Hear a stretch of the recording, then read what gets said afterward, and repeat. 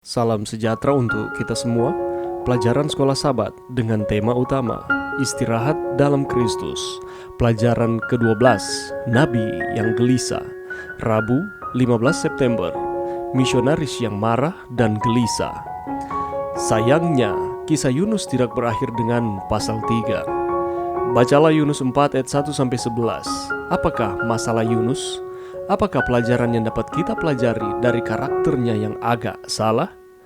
Yunus 4 mulai dengan kemarahan Yunus kepada Allah karena jangkauan misinya begitu sukses. Yunus khawatir terlihat bodoh. Kita mendapati Allah meluangkan waktu untuk berbicara dan bernalar dengan nabinya yang bertingkah seperti balita yang memiliki amarah yang meledak-ledak.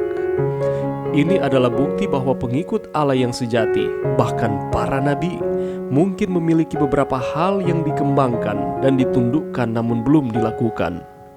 Ketika Yunus mengetahui rencana Allah menyelamatkan kota itu, walaupun kota itu jahat, tetapi telah dituntun untuk bertobat dengan memakai kain kabung dan abu, maka seharusnya dialah yang pertama-tama bersuka oleh sebab rahmat Allah yang ajaib. Tetapi sebaliknya, ia membiarkan pikirannya membayangkan kemungkinan bahwa ia akan dianggap sebagai seorang nabi palsu.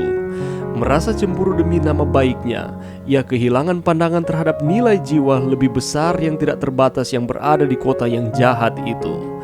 Alfa dan Omega Jilid 3 halaman 222. Kesabaran Allah dengan nabinya sangat mencengangkan. Dia tampaknya berniat menggunakan Yunus, dan ketika Yunus melarikan diri, Tuhan mengirim badai dan ikan untuk membawa si pelari kembali. Dan bahkan sekarang, lagi-lagi ketika Yunus sedang bertolak belakang, Allah berusaha untuk bermusyawarah dengan Yunus dan sikapnya yang buruk, berkata kepadanya, "Layakkah engkau marah?" Bacalah Lukas 9 ayat 51-56. Bagaimana kisah ini agak paralel dengan apa yang terjadi dalam kisah Yunus? Karena begitu besar kasih Allah akan dunia ini, sehingga ia telah mengaruniakan anaknya yang tunggal, supaya setiap orang yang percaya kepadanya tidak binasa, melainkan beroleh hidup yang kekal. Yohanes 3 ayat 16.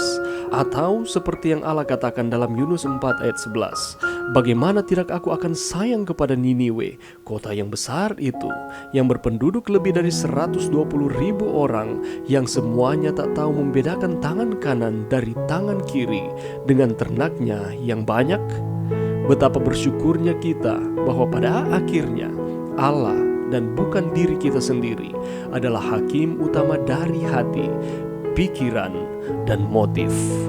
Pelajaran yang bisa kita dapatkan pada saat ini, Tuhan hendak mengajar kepada kita semua untuk lebih setia dalam menjalankan perintah Tuhan, untuk kita dapat menanggalkan akan setiap kesombongan, amarah, dan kepentingan-kepentingan pribadi yang sudah pasti tidak sejalan dengan cara Tuhan.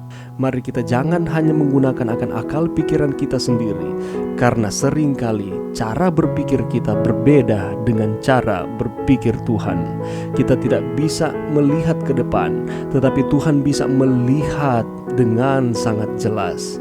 Itulah sebabnya segala rencana Tuhan adalah rencana damai sejahtera dan bukan rencana-rencana kecelakaan. Mari kita peka terhadap jiwa-jiwa yang belum mengenal Tuhan, yang rindu untuk mencari akan kebenaran Tuhan.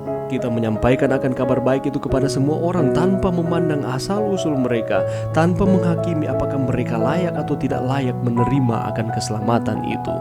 Belajar dari pertobatan Niniwe. Mari kita belajar untuk beriman kepada setiap rancangan Tuhan di dalam kehidupan kita, dan jangan mempersalahkan Tuhan ketika situasi-situasi sulit datang di dalam kehidupan kita. Tapi gantinya kita mempersalahkan, mari kita meminta kepada Tuhan untuk terus memberikan kepada kita jalan keluar yang terbaik, sesuai dengan kehendak Tuhan, bukan kehendak kita manusia. Allah sabar kepada kita, umat-umatnya. Sebagaimana Allah sabar terhadap Niniwe, Allah mengampuni. Allah juga sabar terhadap nabinya Yunus. Ia terus memberikan kesempatan supaya Yunus mengerti apa maksud Tuhan. Demikian pula dengan kita. Allah terus sabar di dalam kehidupan kita. Allah mengharapkan supaya kita dapat datang berbalik kepada Tuhan. Tetapi semuanya kembali lagi, itu merupakan pilihan-pilihan kita. Kita bersyukur pada saat ini oleh karena Allah, Ia adalah hakim yang adil, yang melihat akan hati kita, yang membaca akan pikiran kita, dan mengetahui setiap motif-motif kita. Mari kita terus setia kepada Tuhan. Mari berdoa. Bapa kami yang bertahta dalam kerajaan sorga, terima kasih atas firman-Mu pada saat ini.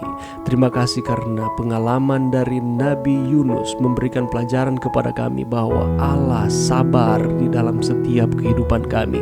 Itulah sebabnya ya Tuhan, bantu kami untuk kami tetap setia kepada Tuhan.